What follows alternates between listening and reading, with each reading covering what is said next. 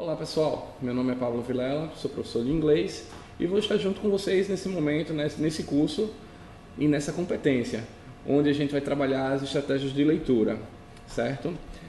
Como vocês sabem, inglês é uma língua universal, todos nós precisamos falar um pouco, mas principalmente ler e em alguns momentos escrever bem em inglês. Então as nossas estratégias para esse curso vão ser justamente para que vocês possam utilizá-las e facilitar o uso na comunicação da língua inglesa, certo?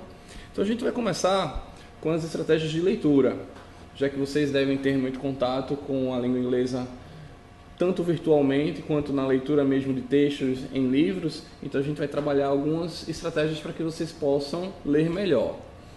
Então, para começar, qual é a estratégia correta que você precisa utilizar? Será que eu preciso ler o texto todo? Será que eu preciso apenas ler as perguntas? São com essas perguntas que a gente vai iniciar a nossa competência, o nosso trabalho. Então, primeiramente, eu queria começar apresentando duas estratégias que são essenciais para quem está lendo alguma coisa, para quem está nesse processo de leitura, que é predicting e guessing. O que são essas duas estratégias? Predicting é quando você olha inicialmente o texto e você vai tentar, através do seu conhecimento prévio, saber o que você vai ler, o que aquele texto vai trazer para você, utilizando uma coisa que a gente chama de background information, certo? Que é o seu conhecimento prévio do assunto. Então, a primeira dica que eu gosto de dar é que se você for fazer uma leitura de um texto referente a uma prova, ou seja, leia primeiro as perguntas, certo? Por quê? Porque as perguntas já vão guiar você ao que você vai procurar no texto. A gente vai dar uma olhada daqui a pouco em coisas mais específicas, mas isso é o início de qualquer leitura.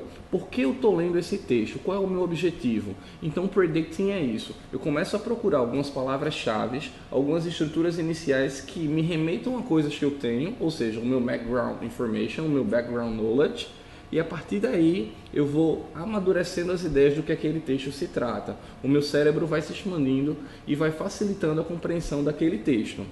Já o guessing é basicamente a mesma estratégia, mas quando você vai trabalhar com elementos tipográficos. Então você vai prestar um pouco mais atenção em gráficos, você vai prestar mais atenção nas figuras para trazer a ideia do que aquele texto vai trazer para você, certo? Depois dessas duas, temos as duas mais famosas, as duas estratégias mais famosas, skimming e scanning, certo? Como o próprio nome diz, o scanning faz a função de um scan, que é agir com maior precisão no texto. Então, quais são as estratégias que a gente tem que fazer? Começou o texto, já leu o título, já leu as perguntas que ele pede, vá procurar as informações. Faça um skimming, que é a leitura rápida. É aquela leitura que você vai só procurar rapidamente no texto e identificar onde estão aquelas informações. Depois que você identificar, aí sim você deve fazer o scanning, que é a leitura mais precisa, é a leitura específica do elemento que você precisa, provavelmente para responder aquelas perguntas que foram solicitadas anteriormente. Então, com esses dois critérios, vão ficar muito mais fácil para você conseguir fazer uma leitura objetiva. Então, lembra disso. Se eu tenho um texto onde eu preciso responder alguma pergunta, lê primeiro as perguntas, depois vai ao título.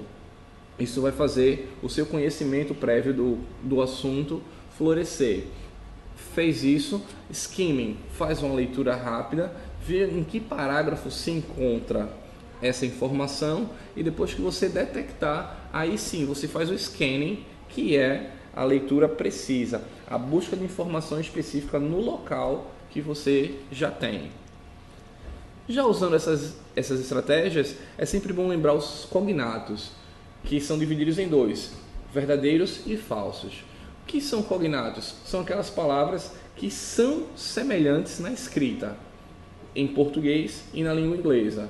Então a gente tem que ter muito cuidado, porque, por exemplo, uma palavra como a diferença do push e do pull.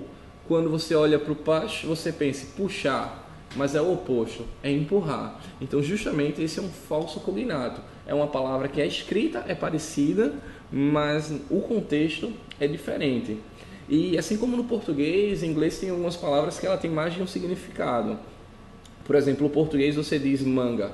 O que é a manga? A manga pode ser a fruta, pode também ser a parte da camisa.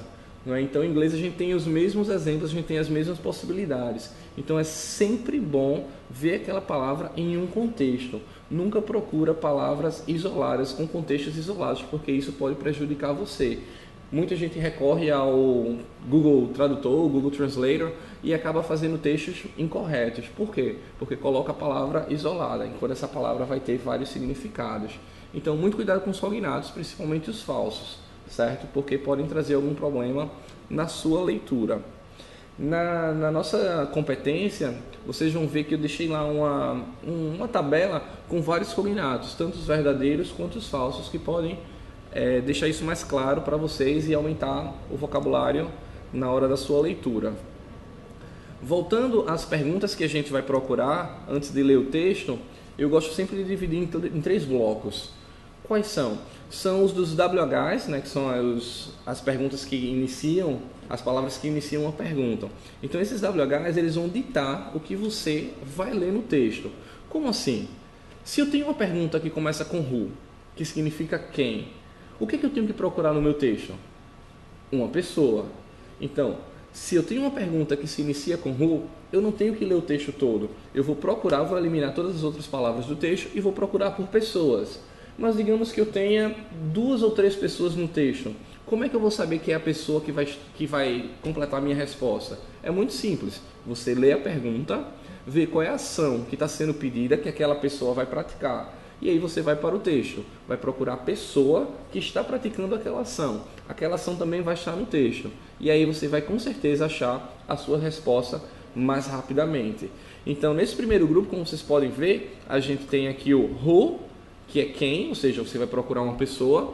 Where, que é onde, ou seja, você vai procurar um local. E when, quando, que você vai procurar uma época, um tempo, um período de tempo. Então esses WHs são os mais óbvios que vão ajudar você na procura de uma resposta em um texto.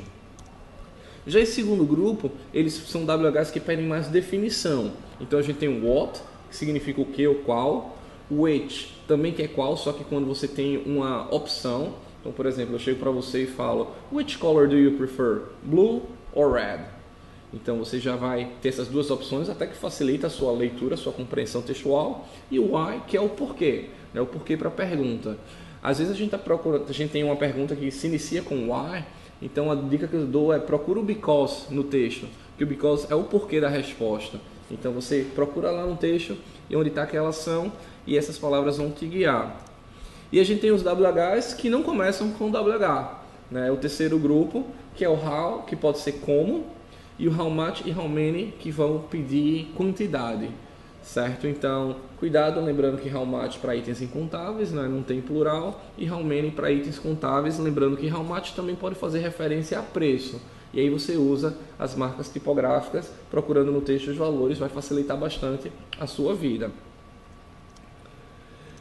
Gosto sempre de mencionar algumas informações importantes e relevantes. Valorize o seu background information. A leitura sempre vai ser mais fácil quanto mais vocabulário você tiver. Obviamente que se eu já estudei inglês antes, se eu já tiver um vocabulário bom, vai facilitar muito mais a sua leitura. Agora, se eu não tiver aquele vocabulário preciso, se eu não conseguir fazer a compreensão toda do texto pelas palavras que eu tenho, aí sim vale a pena usar essas estratégias, principalmente numa prova de mestrado, principalmente numa leitura mais rápida que você tem que fazer, ou procura de uma informação específica. Usando essas estratégias, você vai ter muito mais resultado e ser muito mais preciso no que você está procurando. Outra dúvida que as pessoas têm frequentemente, quando estão lendo esses textos, é tentar entender in, on, at. Né? São preposições e as pessoas têm várias dúvidas com preposições. Uma dica que eu gosto de dar é lembrando que essas 3 preposições têm a mesma tradução, no, na, em.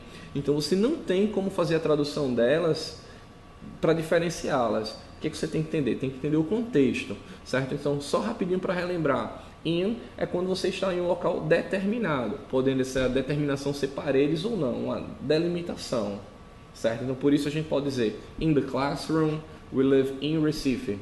Então, são locais que são delimitados, mas não por paredes. Mas também pode ser, como in the classroom, pode ser essa delimitação, pode ser física. On, quando a gente tem 2 objetos em contato. Então por isso que todo mundo brinca, the book's on the table. Então você tem dois objetos em contato, então sempre vai ser on. E at, locais que valem referência, que equivalem como referência. Então toda vez que você estiver usando um local como referência, por exemplo, at the bus stop ou at the public phone, você usa at.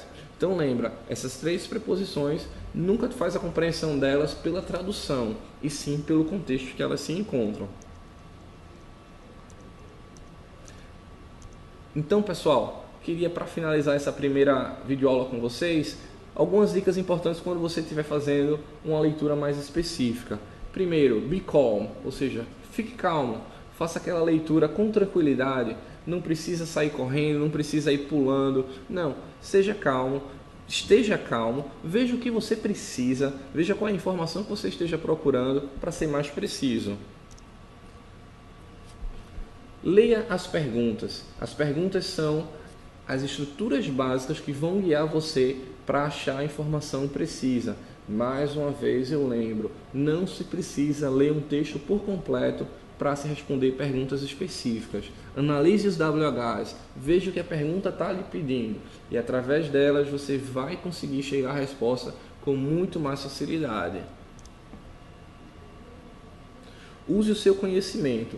Use o seu background information, o seu background knowledge. Lembre, veja o título. Quando você vê o título já vai lhe trazer esse vocabulário que você já conhece. Então, se eu tenho um texto que está falando sobre AIDS, por exemplo, o que é que você vai lembrar? Métodos contraceptivos, como se pega, prevenção. Então, tudo isso vai florear o seu cérebro. O seu cérebro vai desbloqueando, vai trazendo as palavras, vai facilitando a sua vida do que se você for traduzindo palavra por palavra. A tradução não é o melhor método para se entender um texto. E por último, go straight to the point. Vá direto ao assunto. Se eu já identifiquei o WH está me pedindo para identificar uma pessoa, então eu vou atrás de pessoas no texto. Que pessoa? Pessoa que pratica a ação. Se o WH começa com where, eu vou procurar um local. Então, deleto as outras palavras, vou atrás do local e depois eu presto atenção qual é o verbo da pergunta. E aí eu vou achar aquele verbo no texto, o lugar mais próximo vai ser a sua resposta. Use essas estratégias que você vai ter sucesso com certeza.